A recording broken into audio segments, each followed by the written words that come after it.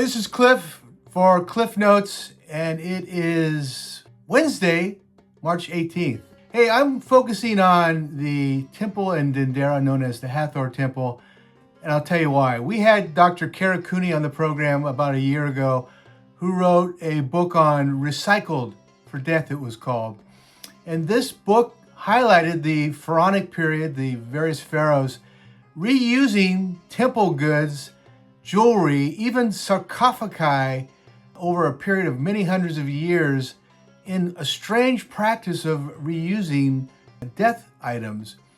I have moved that to a temple reuse, and it looks like Hathor Temple, although it was found over 4,000 years ago, it looks like Pepi the first, who was the pharaoh at the time, and this is Old Kingdom, actually discovered it, reused it, readorned it with his items and information, and it's an observatory. It was always a constellational, cosmological observatory.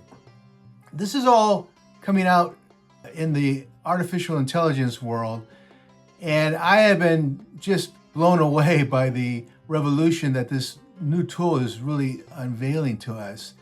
What does this mean for ancient Egypt? It looks like, and it's beginning to become more and more clear, that many of these temples, buildings, even statuary were discovered by the pharaohs and reused. Now we know that Ramses II put his cartouche literally on hundreds of statues and buildings, claiming them as his own. Well, it's not the case. He did not build them. He did not commission them. And this is a whole new phenomenon when it's coming to temples. If you've never been to Hathor in Dendera, Egypt, it is a beautiful, one of the most beautiful, if not the most beautiful temples that I've ever seen. And it's got a 50-foot ceiling.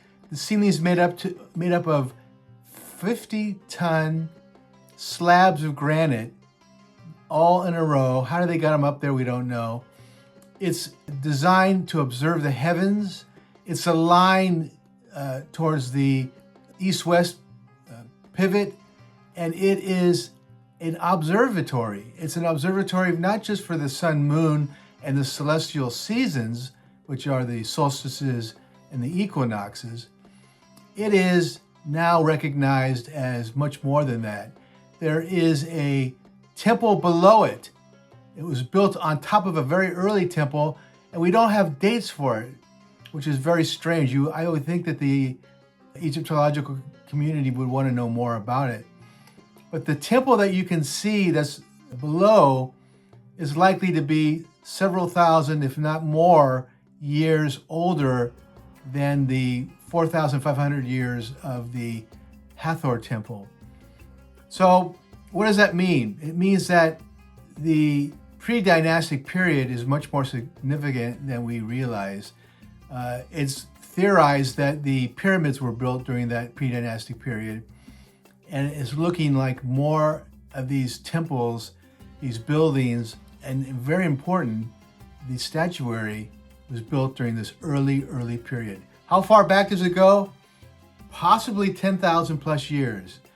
We know from John Anthony West that the Sphinx is much older than we realize, perhaps built during this pre-dynastic period, and is dated to over 9,500 years old.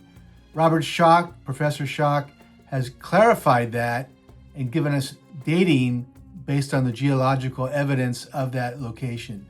So this is coming to light more and more. If you want to go to the Earth Ancients Facebook page, go to any of our social media, I have photographs of the Hathor Temple, and you should be able to see the details.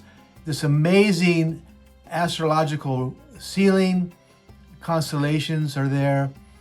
It also reveals that astrology was very, very important during that period of time. So this is amazing data, and I will continue to present it not only in the podcast, but in other bits of information through social media.